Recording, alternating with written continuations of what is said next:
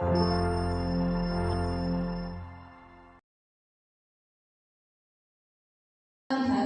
keyakinan kelas dan praktik segitiga restitusi dengan narasumber Ibu Deka Amriani MPD. Adapun susunan acara yang akan kita lalui pada kegiatan ini yaitu yang pertama pembukaan, yang kedua sambutan dari rekan sejawat, yang ketiga acara inti, dan yang terakhir penutup. Marilah Bapak Ibu untuk membuka kegiatan kita pada siang hari ini. Kita buka dengan membaca basmalah.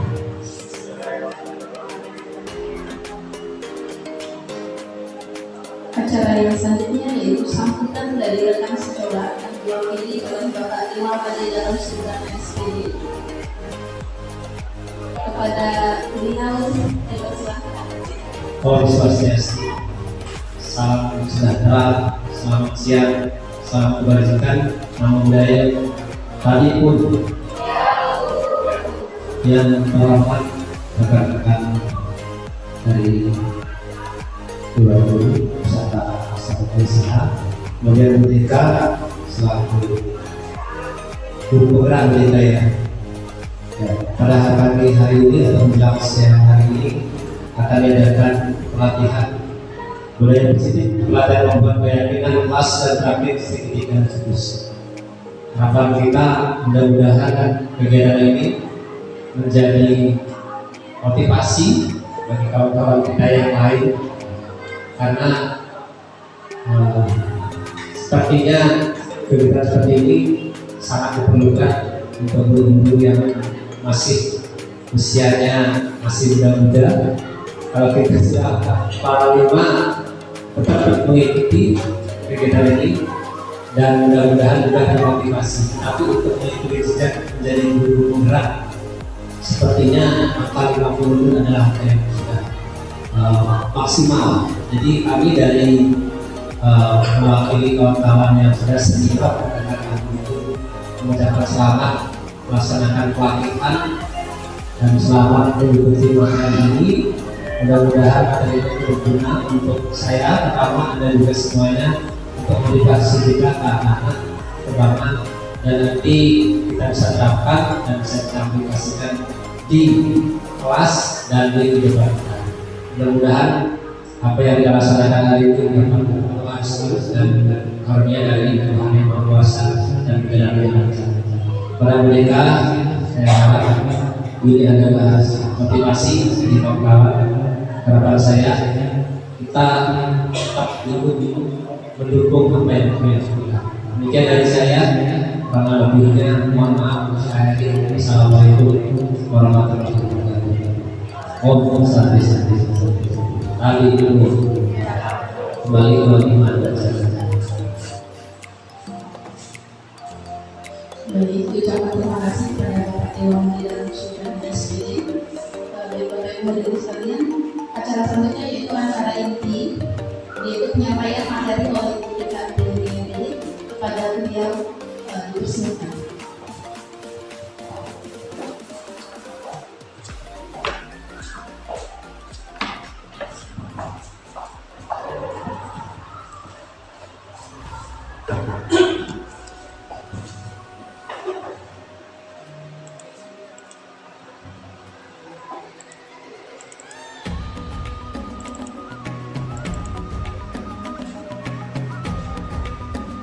Ya, Assalamualaikum warahmatullahi wabarakatuh. Selamat siang Bapak Ibu semuanya. Salam bahagia. Dibuka ya sama pembawa acara, jadi kita langsung saja untuk sama-sama mulai ke materi kita pada siang hari ini. Bapak Ibu yang berbahagia, tujuan akhir dari pelatihan ini harapannya teman-teman dari guru SMA Negeri 1 seluruh Mataram ini dapat menunjukkan kemampuan dalam memandu pembuatan keyakinan kelas dan menunjukkan kemampuan mempraktikkan segitiga restitusi dalam penerapan disiplin positif. Pasti penasaran kan ya? Apa itu keyakinan kelas, apa itu segitiga restitusi, apa itu budaya positif, apa itu disiplin positif. Benar demikian ya? Karena materi ini belum pernah kita dapatkan waktu kuliah, betul? Ya, nanti kita acaranya hari ini setelah pembukaan kita akan diskusikan tentang keyakinan kelas dan segitiga restitusi. Kemudian kita akan langsung praktek bagaimana membuat keyakinan kelas dan praktek segitiga restitusi.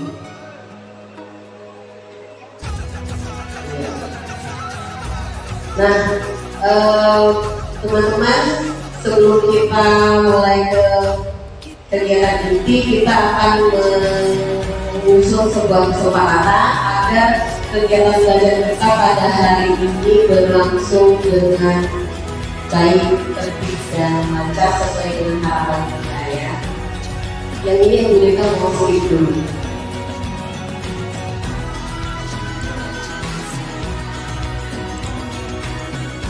Ya, seperti biasanya di awal kegiatan belajar ya, kita akan membuat kesepakatan supaya kegiatan belajar kita hari ini menjadi menyenangkan dan berlangsung dengan baik. Ada yang ingin mengusulkan kesepakatan kita pada hari ini? Ya. Selamat datang Ibu Riza. Bisa menemani Pak Jaja ya. Ya, biar ada temannya. Baik, yang pertama ada yang mau kasih masukan buat kesepakatan kita? Oh, yang pertama nyanyi. Datang. Oh iya. Datang tepat waktu ya, maksudnya ya. Apabila diperlukan,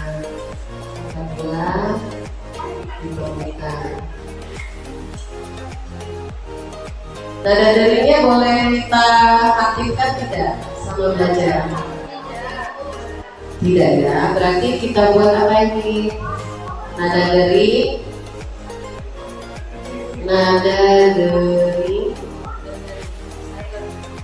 ya, nada deri. Baik.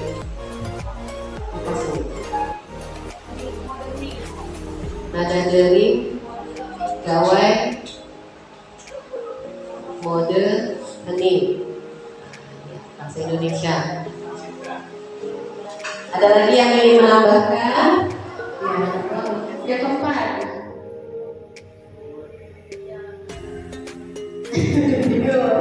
Lima, tinggal satu huruf. Bingung ya kita lihat. Ya betul, kesenangan yang pertama. Yang kedua, cinta dan kasih sayang. Yang ketiga, kebebasan. Yang keempat, penguasaan, ya, kekuasaan. Tuh, sifat dasar manusia itu, kekuasaan. Kemudian yang kelima, bertahan hidup. Kalau gurunya sudah paham lima ini, insya Allah di kelas nanti lebih memahami peserta didiknya, Bapak Ibu. Kenapa? Misalnya kita pagi-pagi, selamat pagi anak-anak. Ya, kita absen dulu ya. Angga, kok lepas banget Angga ini kan kelihatannya kan, misalnya. Ya.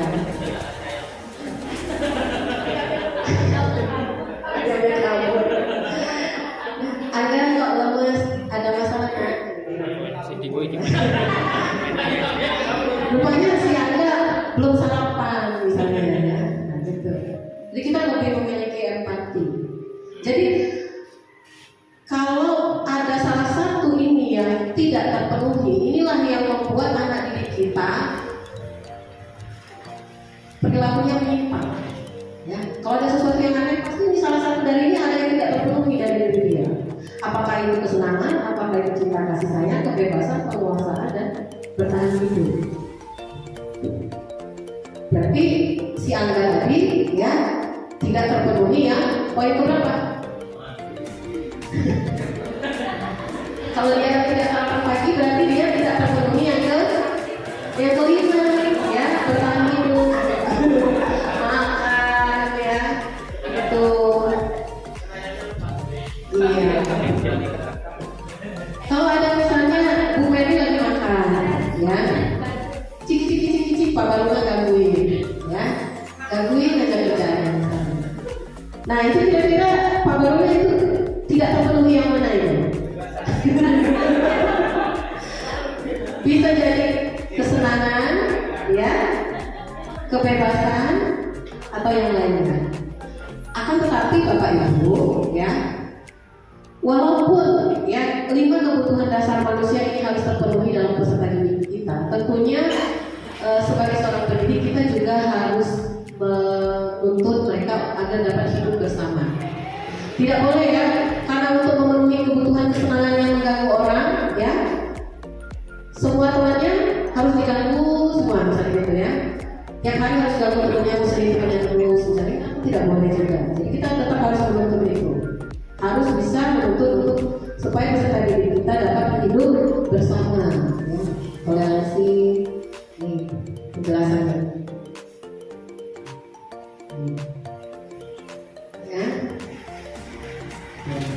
Ya, kira-kira seperti itu.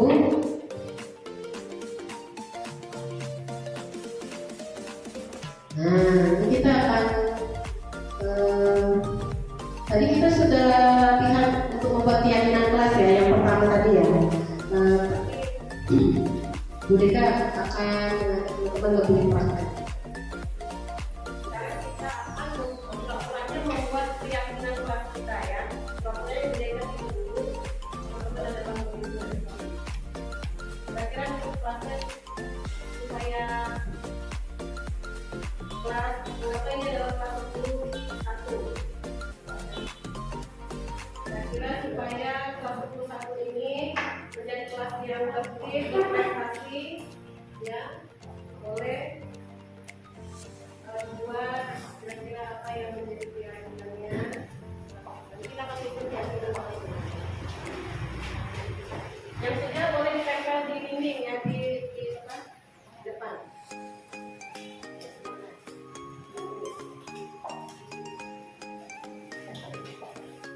Ya, silakan dituliskan keyakinan kelasnya, kira-kira apa yang bisa membuat kelas 11 ini menjadi kelas yang menyenangkan, penuh dengan prestasi.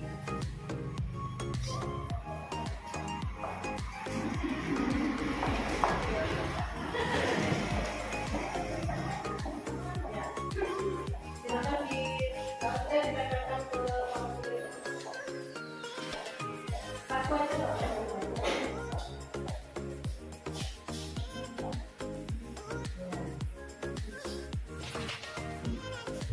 Ya, silakan. Tidak sebanyak-banyak supaya kelas 11 ini menjadi kelas yang menyenangkan dan penuh dengan prestasi. Kira-kira apa yang harus diyakini di kelasnya?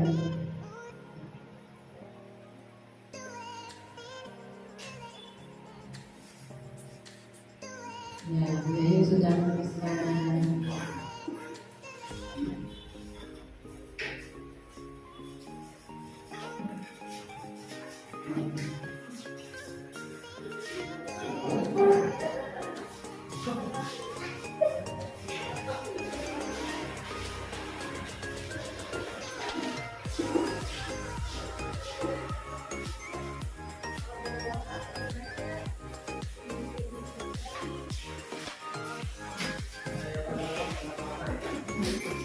Ya, hal apa yang kira-kira bisa membuat kelas 11 ini menjadi kelas yang menyenangkan dan penuh dengan prestasi? Ya, keyakinan kelasnya apa kita lihat?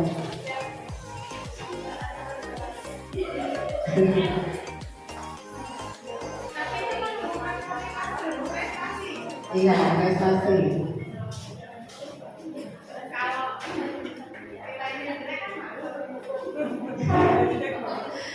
Iya.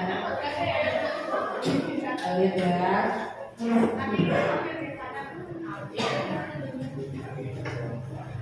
Baik, kita lihat sekarang dan dari data yang sudah teman-teman buat ini, ya, anak didik buat ini akan kita kelompokkan, ya, sesuai dengan nilai-nilai kebajikannya. Sekarang kita akan lihat, ini punya siapa nih? Selalu bekerja sama agar mencapai keinginan yang dicapai bersama-sama. Berarti ini nilai kebajikannya apa nih? Kebersamaannya, ya. Ini kita nggak ada lagi ya?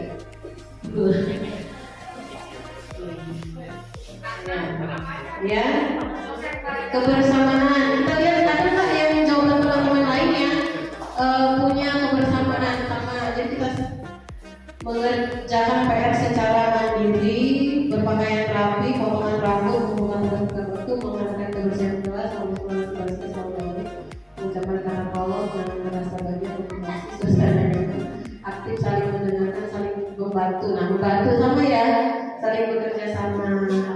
Nih, sama.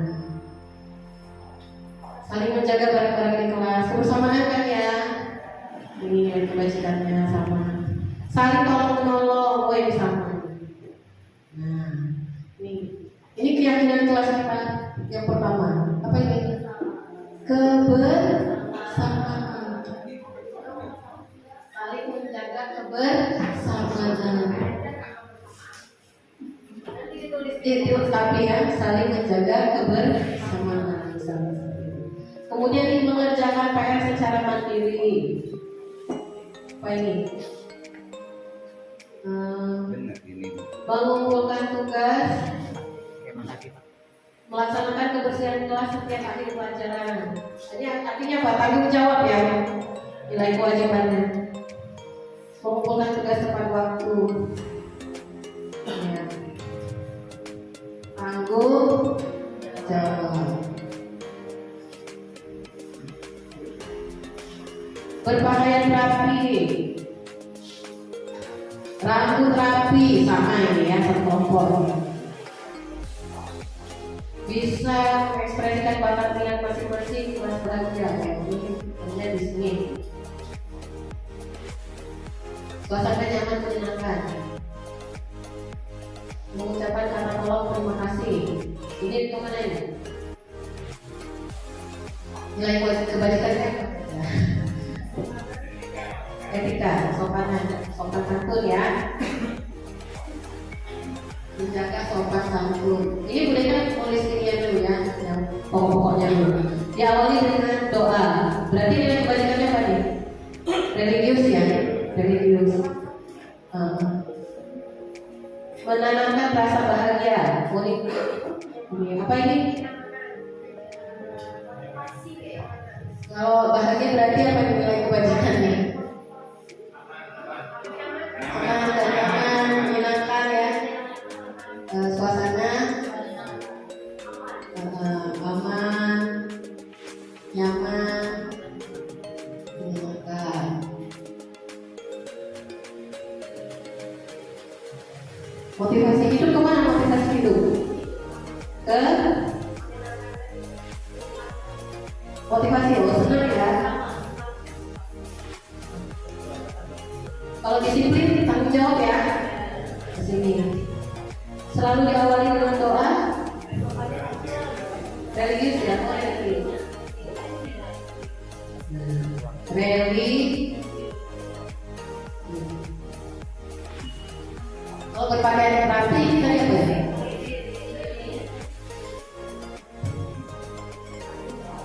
Tanggung jawab ya, kesini ya. Oh iya, kesini ya. Berpakaian rapi yang kita jawab. Nah, dari hal-hal yang sudah dikumpulkan tadi, maka kita bisa mulai menyusun keyakinan kelas. Ya. Tinggal lagi kita buat kalimatnya dengan kalimat yang positif. Hindari kalimat-kalimat yang negatif. Ya. Misalnya yang satu, keyakinan kita kelas kita yang pertama adalah selalu menjaga kebersamaan atau selalu menjaga kekompakan. Nah, itu. Jadi dituliskan di dokumen selalu menjaga kekompakan. Keyakinan kelas 10.1. Yang kedua, iya betul, memiliki rasa tanggung jawab. Yang ketiga, ya bersikap sopan santun. Yang keempat, iya menciptakan suasana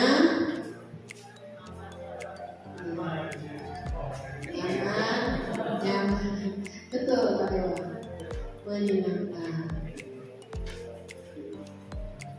Yang kelima, religius, ya, selalu apa ini? Beriman ya sana ya, beriman dan bertakwa.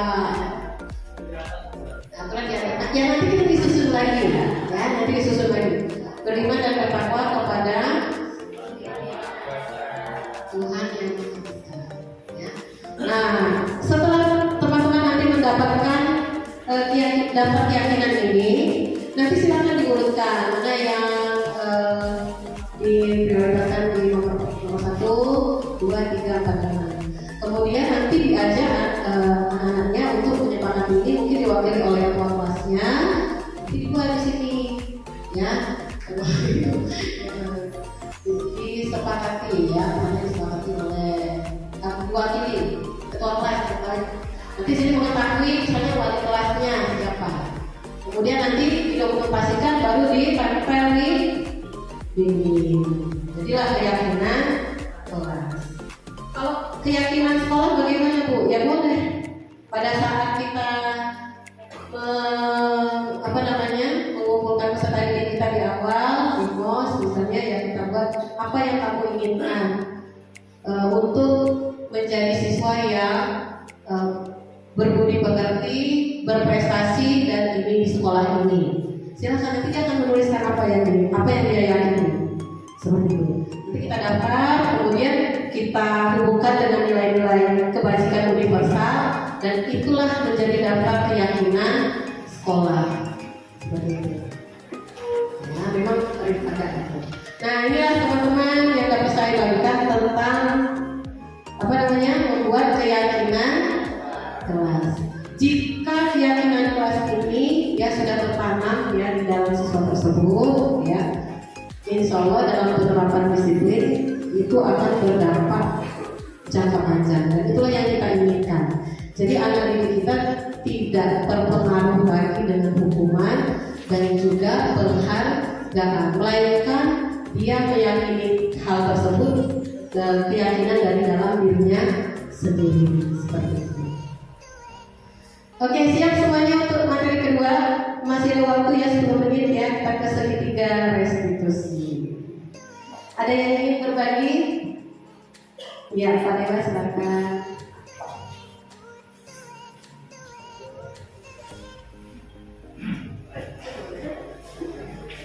Terima kasih untuk yang kelas. Walaupun mungkin ini pengalaman saya dengan coaching ya. Ternyata coaching itu juga hampir mirip seperti ini. Pada ilmu praktis yang perlu belajar. Kemudian di situ dari pengalaman beberapa rekan-rekan wakil siswa seluruh dunia. Karena ternyata guru BK pun kemarin ketemu pas MBMP ternyata mereka dari sini tidak boleh ada hukuman. Tapi kalau memang sudah dibuat keyakinan kelas, kemudian memang siswanya memang memiliki dan sudah menyepakati apa yang sudah disepakati dan dilakukan, tapi kenyataannya kan pasti ada 1-2 siswa yang melanggar. Nah, kemudian kemarin dari beberapa waktu siswaan saya mendapat kata-kata begini, bahwa keyakinan kelas atau mungkin tata tertib itu memang harus ada kata-kata satu itu dipaksa, terpaksa, terbiasa, membudaya. Ini yang harus kita terapkan di sekolah kita selama ini, gitu.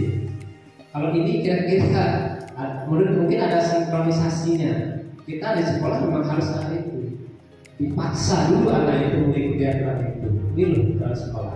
Kedua, dia terpaksa melakukan. Kalau sudah terpaksa melakukan, nanti terbiasa. Sudah terbiasa itu membudaya. Kira-kira antara keyakinan kelas dengan prinsip saya itu kira-kira itu nanti ada kayaknya udah ada benang merahnya.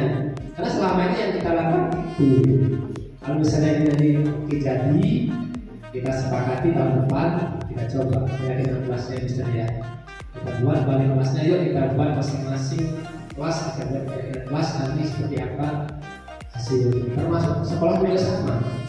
Nanti di depan itu setiap hari saya harus terpaksa, dipaksa. Itu boleh. Jadi itu yang saya sampaikan kemarin. Kebetulan hari ini kita segitiga resolusi kita coba, karena kawan-kawan kita ini sudah kewalahan untuk tahun ini menghadapi bagaimana dengan poin yang sudah banyak, siswa yang terlambat sudah lebih dari 3 kali mungkin tidak dipulangkan. Itu deh dari sharing dari saya. Terima kasih. Tepuk tangan dulu buat Pak Dewan, pertanyaannya sangat luar biasa. Bapak Ibu, di guru bergerak memang yang diharapkan adalah perubahan mindset, ya. Perubahan mindset apa yang kita lakukan selama ini, ya kira-kira sudah sesuai pun dengan filosofi pendidikan kita yang sebenarnya, gitu kan. Nah, ada perbedaan antara peraturan antara hukuman dengan konsekuensi. Ada perbedaan antara hukuman dengan konsekuensi. Yang kita hindari itu adalah posisi kontrol guru sebagai penghukum. Ada beberapa posisi kontrol yang bisa diambil oleh seorang guru. Yang pertama sebagai teman. Ya. Ada pun guru itu yang memposisikan sebagai teman, ya, dengan muridnya. Itu posisi kontrol yang pertama. Kemudian ada juga posisi kontrol guru yang sebagai penghukum, penghukum. Kamu nggak ber-PR? Sana bersihin WC. Tapi membersihkan WC tersebut atau membersihkan toilet tersebut tidak pernah dibicarakan sebelumnya, tidak ada kesepakatan. Nah, inilah yang disebut dengan posisi kontrol guru sebagai penghukum. Nah, yang di sekolah kita di SMA Negeri 1 Sukuti Mataram, ini posisinya kalau menurut saya pribadi itu sudah ke posisinya pemantau. Pemantau ini dalam arti begini, kita bukan penghukum, tapi kita punya data konsekuensi. Kenapa saya katakan konsekuensi?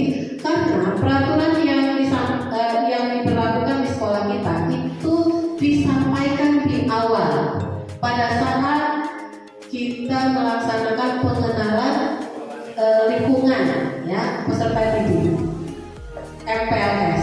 Itu sudah disampaikan ke peserta didik. Jadi kalau sudah disampaikan ke peserta didik kemudian masih terjadi pelanggaran, artinya peserta didik itu mendapatkan konsekuensi, bukan hukuman. Dan kita sebagai pendidik itu hanya menyampaikan atau dalam posisi kontrol sebagai pemantau. Nah, teman-teman, dalam pendidikan guru penggerak itu disampaikan ada 5 posisi kontrol guru, dan yang tertinggi itu kita harapannya dapat bertindak sebagai manajer. Seorang guru yang mengambil posisi kontrol sebagai manajer, dia akan mengembalikan peserta didiknya kepada karakter yang lebih kuat di komunitasnya. Artinya, ketika peserta didik itu melakukan suatu kesalahan, ya, guru tersebut akan membantu peserta didik tersebut menuntut dia untuk mengambil keputusan dari dirinya sendiri apa yang terbaik yang harus dia lakukan. Misalnya Rian sama Fajri berantem, ya berantem sampai Rian kancing bajunya lepas. Kemudian datang punya Rian, Fajri ada apa nak? Gitu kan? Ibu, Rian tadi narik baju saya, kancing baju saya lepas. Kemudian punya mengatakan ini, betul Fajri kami yang membuat kancing bajunya lepas? Betul Bu. Fajri, apakah kamu bersedia memperbaiki kancing bajunya Rian? Bagaimana Bu saya bisa melakukannya? Apakah kamu bisa menjahit? Tidak Bu. Apakah kamu bisa meminta bantuan dengan misalnya teman yang lain? Oh ada Bu. Misalnya. Oh ada Bu, di dekat rumah saya ada tukang jahit, misalnya seperti itu. Misalnya kita bantu siapa lah, gitu ya. Jadi guru ini akan mengembalikan peserta didik tersebut ke karakter yang lebih kuat, yang membantu dari dalam diri peserta didik tersebut untuk mengambil keputusan apa yang harus dia lakukan untuk memperbaiki keadaan tersebut, bertanggung jawab dengan kesalahan yang sudah dia lakukan. Jadi misalnya ada murid, misalnya Herni terlambat. Herni, apa yang kamu tahu ini sudah jam berapa? Tahu Pak, jam berapa? Jam 7.20. Kita masuk jam berapa? Jam 7.15. Kamu tahu konsekuensi kamu apa? Ya saya akan membersihkan halaman Pak. Misalnya konsekuensi tersebut sudah disampaikan kepada Herni. Nah ini berarti posisi kontrol kita sebagai apa tadi? Pemantau.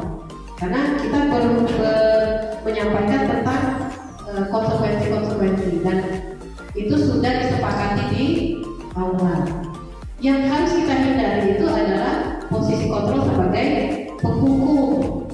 Tidak ada kesepakatan di awal, kemudian kita tidak bisa mengendalikan diri sehingga memberikan anak hukuman. Nah, seperti itu yang harus dihindari. Anak nggak buat PR sebelum kamu nggak buat PR. Sebelumnya tidak disampaikan bahwa kalau tidak buat PR itu dia harus misalnya apa? Hafalan misalnya ya, hafalan. Dia tidak ada sebelumnya disampaikan ke beliau misalnya ya, bahwa kalau tidak ber-PR nanti dia harus hafalan bulan sebanyak 100. Kamu nggak ber-PR lagi, ya sudah, kamu pakai ini, kamu hafalan bulan sana. Kamu sebenarnya tidak pernah disepakati itu. Nah itu namanya posisi kontrol sebagai penghukum. Ini yang harus kita hindari teman-teman. Itu ya.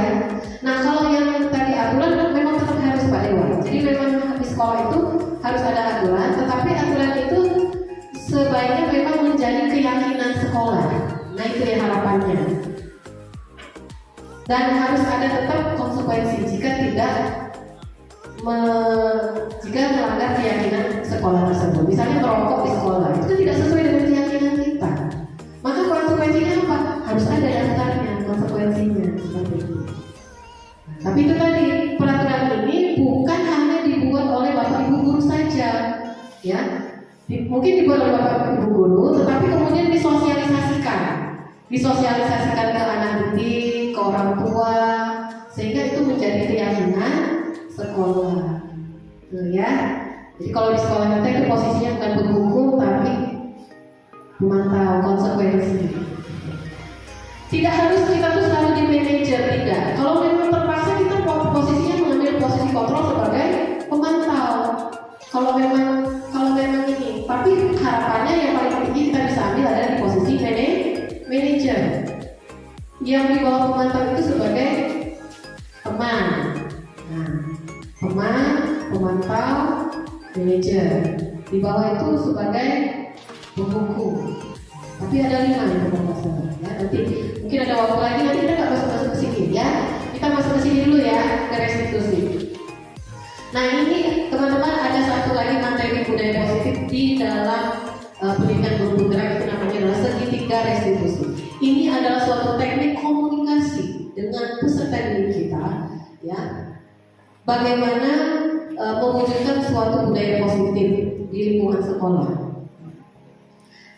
Ketika ada anak didik kita yang melakukan pelanggaran, maka salah satu upaya kita itu untuk mengembalikan dia kepada karakter yang lebih kuat disebut dengan segitiga restitusi. Ya.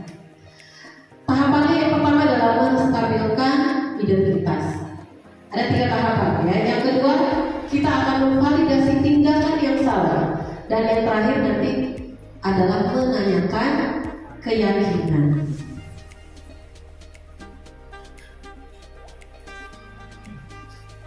Nah, ini tahapannya menstabilkan identitas. Jadi di depan kita ini ada siswanya, ya, ada siswa yang melakukan kesalahan. Sekilas ini bisa diperbesar nggak sih? Mereka bacain ya. Menstabilkan identitas. Contoh responnya adalah itu kita sampaikan ke anak. Tidak apa-apa berbuat salah, gitu ya. Ya, ibu juga pernah berbuat kesalahan seperti kamu. Ibu tidak ingin mencari kesalahan siapa-siapa di sini, tapi ibu ingin kita mencari solusi, bukan mencari siapa yang benar atau siapa yang salah. Nah, ini adalah kalimat-kalimat yang contoh ya, contoh respon pada saat kita melakukan menstabilkan identitas. Nah, ini yang pertama harus kita laksanakan. Yang kedua, kita akan memvalidasi tindakan salah yang dia lakukan. Rian, kamu pasti punya alasan melakukan hal itu. Misalnya Rian habis loncat tembok bolos, misalnya, ya, ya. Kamu boleh mempertahankan sikap itu, tapi kamu harus menambahkan sikap yang baru. Tuh, disampaikan, ya, dengarkan. Nanti kita akan mendengarkan, ya. Tapi di tahap ini syaratnya yang tahap 1 sudah selesai, ya. Kalau dia belum stabil, akan susah dia masuk ke tahap 2, validasi tindakan salah. Dia tidak akan memvalidasi tindakan salahnya. Artinya apa? Dia tidak menyadari bahwa itu salah. Kalau di tahap 1 tadi kita masih belum. Jadi harus benar-benar kita lakukan yang pertama tadi, ya. Jadi pertama itu kan anak-anak kondisinya apa ya, merasa bersalah, gugup, cemas, karena sudah melakukan kesalahan. Kalian dipertoki DK habis bolos, ya, kayak kemarin itu kan ada 3 orang saat itu ketahuan bolos. Ditangkap, itu kan posisi anak itu sebenarnya cemas gitu, ditangkap dulu, kan takut ya. Nanti kena poin lah, nanti kena panggil orang tua, banyak yang di otaknya itu kan. Dari situ peran guru, ya. Ketika kita melakukan segitiga restitusi, maka kita harus menstabilkan identitasnya atas kesalahannya. Ya, supaya apa? Supaya keluar undang-undang dia. Ya. Kalau dia sudah stabil identitasnya, pada saat validasi tindakan salah dia akan mengungkapkan, ya. Dan dia memahami bahwa apa yang dilakukannya itu adalah salah, itu tidak pas, tidak sesuai dengan materi.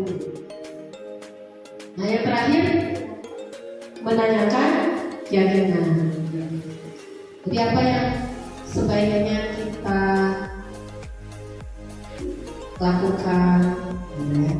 Apa keyakinan kelas kita selama ini? Apa yang harusnya kita yakini? Apa yang harus kita lakukan? Apa yang harus kita percayai? Jadi cuma 3 tahap ini saja, ya. Nah, kita praktekkan. Sekarang mereka akan kasih kertas bentuk kelompok 3 orang, ya, 1 pengamat, 1 murid yang melakukan kesalahan, yang 1 sebagai gurunya. Nah, ini kasusnya tadi.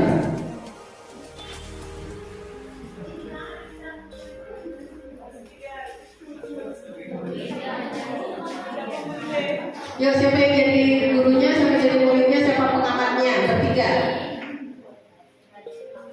Ini bertiga ya. Rana, Pina, Mister, Maria, Rina, sama Rati, Merwi, Bu Yayun, sama Desa, Pak Dewa, Dian, sama Siti. Bu Mariuti sama Ferdi ya, bertiga-tiganya.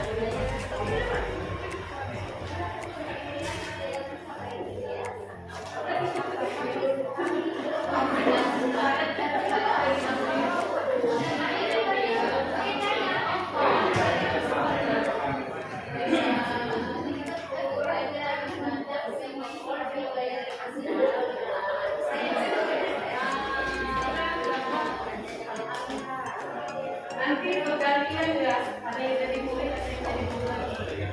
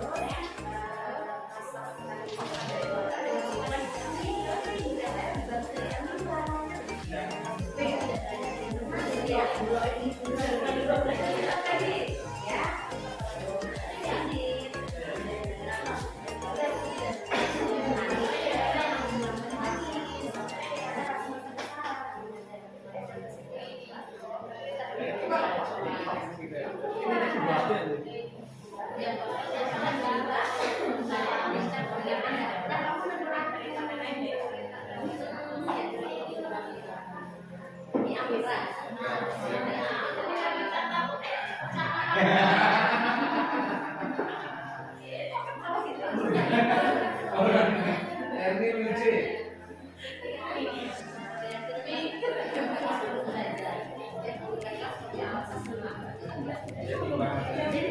Yang ada yang ditanyakan dari itunya skenario-nya.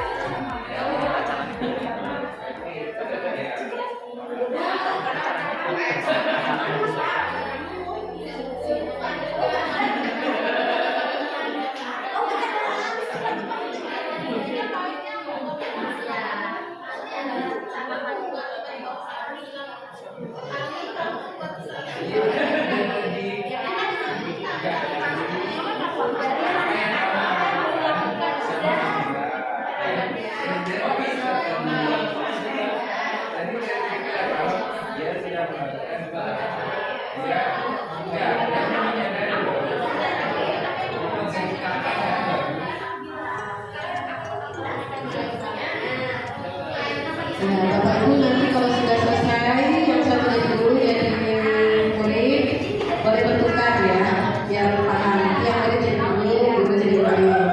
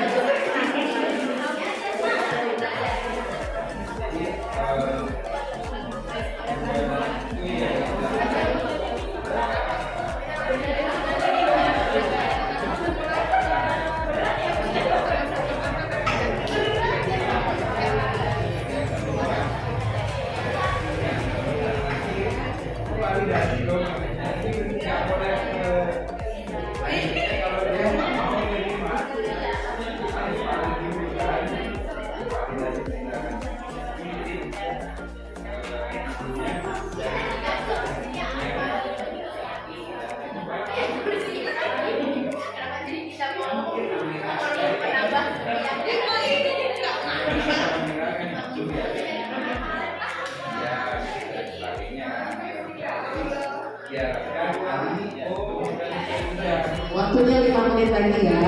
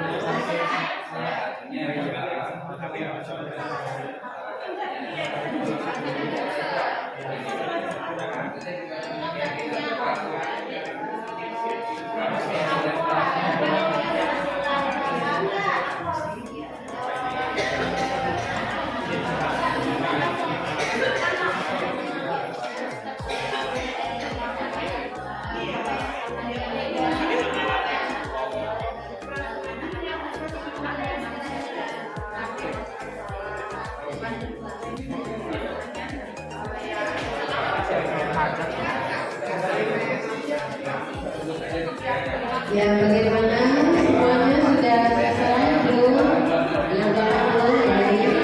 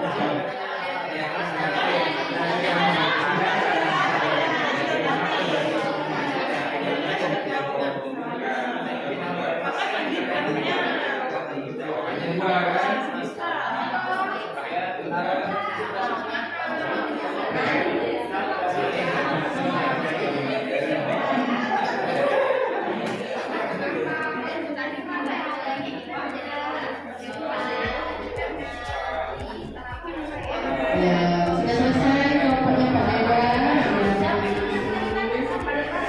Oke, kelompoknya Pak Jaja sudah selesai? Belum.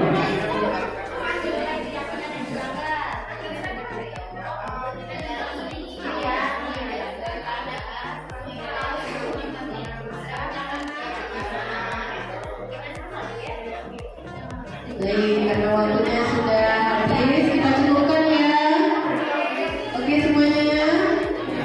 Iya, silakan ambil posisi yang nyaman lagi yuk. Ke depan lagi perhatiannya.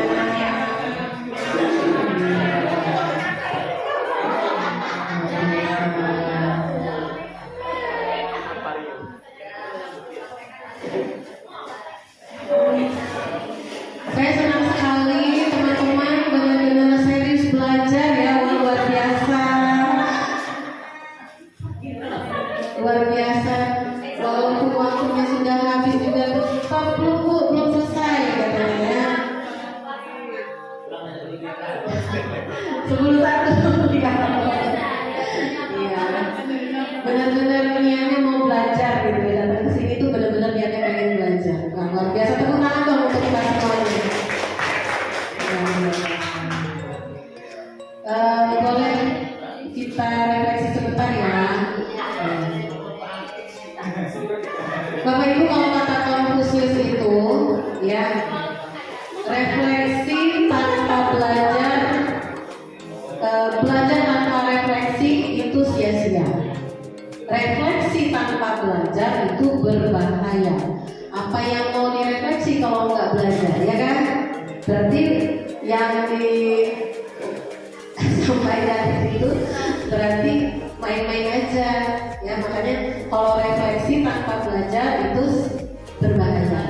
Belajar tanpa refleksi itu sia-sia. Nah, sekarang kita berefleksi dulu supaya tidak sia-sia. Siapa yang ingin mewakili hari ini? Saya belajar dapat pelajaran tentang apa, kemudian bagaimana perasaannya, boleh silakan diucapkan. Silakan. Siapa yang mewakili? Dan boleh.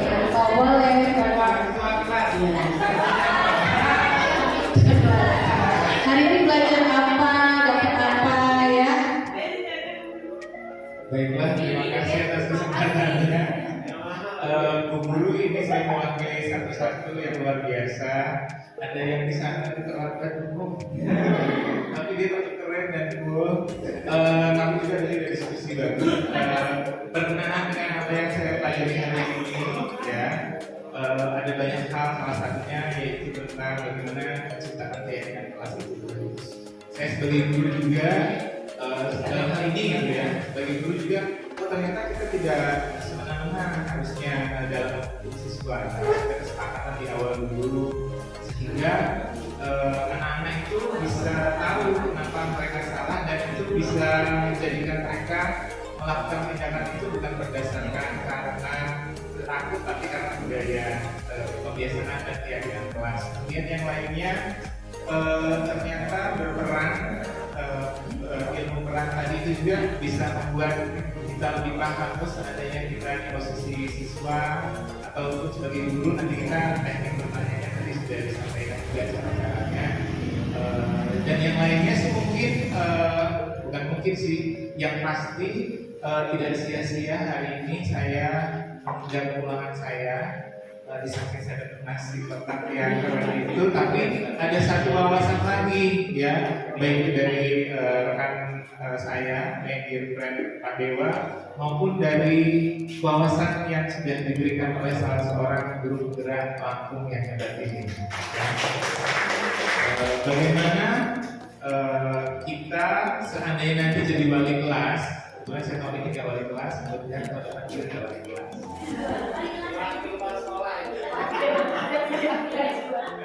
Jadi ternyata harus ada kesepakatan kelas dulu gitu yang harus kita ciptakan sehingga kelas itu menjadi kelas yang lebih baik dari sebelumnya. Itu sih dari saya. Mohon disempurnakan oleh yang lain. Terima kasih. Tangan buat Ibu Sanko. Untuk melengkapi kita satu lagi ya, yuk yang cewek-cewek yang ciwi-ciwi, ibu-ibu boleh menyimpulkan.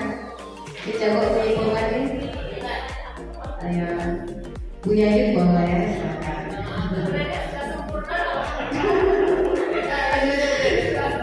Iya, biar kita berefleksi. Boleh Bu Mariti boleh? Ya. Ayo Bu Mariti.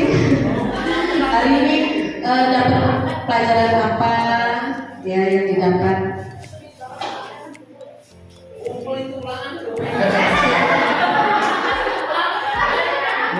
Baik, terima kasih atas kesempatannya Bu Deka. Terima kasih juga atas ilmu yang diberikan dari guru penggerak yang hebat. Oke. Bapak Ibu, mohon maaf tadi agak terlambat karena ada jam ya. Ilmu yang saya dapatkan dari kegiatan ini adalah di mana kita mendapatkan sebuah ilmu baru, yaitu ilmu pendekatan kepada peserta didik, di mana bahwa apabila peserta didik itu itu melakukan sebuah kesalahan, kita tidak langsung berperan sebagai guru penghukum. Artinya kita lebih dengan pendekatan. Pendekatannya yaitu artinya di sini kita lebih bersifat sebagai teman juga bisa. Terus kita juga menemukan solusi apa yang menyebabkan peserta didik itu melakukan tindakan yang tidak yang kurang positif, ya, yang tidak baik, sehingga peserta didik tersebut ditegur tidak dengan hati yang dongkol misalnya kan, jadi ditegur pun dengan hati yang senang, dia menerima teguran dari kita sebagai guru. Artinya nantinya akan memberikan dukungan kepada peserta didik yang melakukan kesalahan, melaksanakan tindakan yang lebih baik dengan hati yang senang, nyaman, artinya tidak takut untuk melakukan sebuah perubahan menuju peserta didik yang lebih baik lagi dalam hal tindakan. Itu aja Bu Deka, terima kasih. Ya teman-teman, guru hebat SMA Negeri 1 Seputi Mataram, demikianlah ya materi kita pada hari ini tentang budaya positif. Satu hal yang perlu kita garis bawahi, ya bahwasanya untuk mewujudkan budaya positif di sekolah kita, maka kita harus memahami bahwa motivasi untuk melakukan suatu tindakan yang terbaik itu adalah motivasi dari dalam diri, motivasi intrinsik. Ya. Dengan demikian, anak didik kita akan melaksanakan suatu budaya disiplin itu tidak terpengaruh dengan hukuman ataupun penghargaan, melainkan yakin dengan nilai-nilai yang ia yakini dalam dirinya sendiri. Itu saja yang dapat saya bagikan. Mohon maaf jika dalam penyampaian masih banyak kekurangan. Mudah-mudahan Bu Deka akan selalu memperbaiki diri bersama teman-teman juga. Kita akan sama-sama sukses bersama, hebat semuanya. Tepuk tangan untuk kita semua. Terima kasih untuk hari ini. Kita tutup ya. Iya Bu, ya Pak. Boleh. Ini ketika tadi kita sudah melakukan 3 kali ya, kan akhirnya anak itu sudah meyakinkan bahwa dia sudah memposisikan diri. Dan ternyata kalau seandainya ini pada kenyataannya sih berdasarkan BK, biasanya diulangi lagi. Ya, kita ingat ya di awal tadi bahwa suatu budaya positif itu diawali dengan adanya lingkungan yang positif ya, di mana di situ bisa sekolah itu bisa memfasilitasi proses dari anak berbuat salah, kemudian belajar, memperbaiki diri, dia salah, belajar memperbaiki diri sampai dia benar-benar konsisten untuk melakukan hal-hal yang baik dari dalam dirinya sendiri. Jadi tidak apa-apa Mas ya.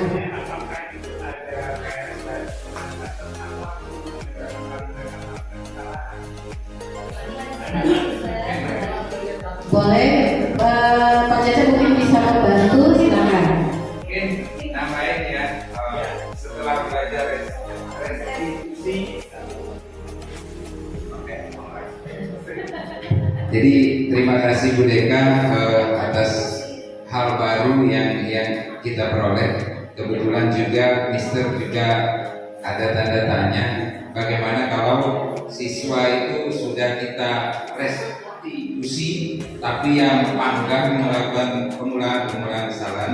Jadi tadi kalau tidak salah ada 5 yang disampaikan Bu Deka. Guru itu sebagai manajer, pemantau, kemudian teman, kemudian penghukum, dan satu lagi apa ya? Belum yang partner. Jadi kita bisa mengambil peran semua itu. Satu guru bisa mengambil peran itu tergantung dengan sosial yang ada di anak itu sendiri. Jadi ketika kita berbicara restitusi, maka maka kita memberikan kesempatan siswa itu memahami apa itu kesalahannya. Setelah itu tertanam, maka kalau terjadi pengulangan wajib sifatnya kita tulis sebagai penghukum. Nah, di hukum ini maka akan ada yang namanya bimbingan dan konseling, membimbing kemudian memberikan solusi, problem solving. Kemudian setelah itu dilakukan ternyata juga tetap, maka ada yang namanya poin. Nah, batasannya ya poin itu Mister. Jadi mungkin itu memang sudah jalur ketika kita memberikan solusi kepada anak yang memang melakukan tindakan yang pengulangan-pengulangan.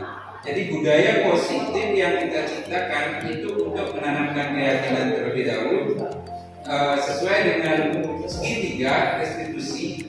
Jadi setelah itu terselesaikan, kalau ada yang mengulang ya itu ke. Jadi boleh dikatakan setiap kelompok baik itu sekolah, komunitas maupun apapun 20% sudah pasti ada yang seperti itu.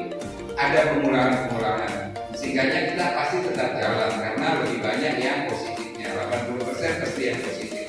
20% mungkin yang seperti itu. Jadi jangan menyerah, don't give up. Kita semangat terus ya. Mungkin itu bisa tambahannya. Terima kasih udah. Utama dong buat Kak Jaya. Mudah-mudahan lulus ya. Sembilan sampai 9 ya dokter ya. Sama Pak Jaya di 10. Ya.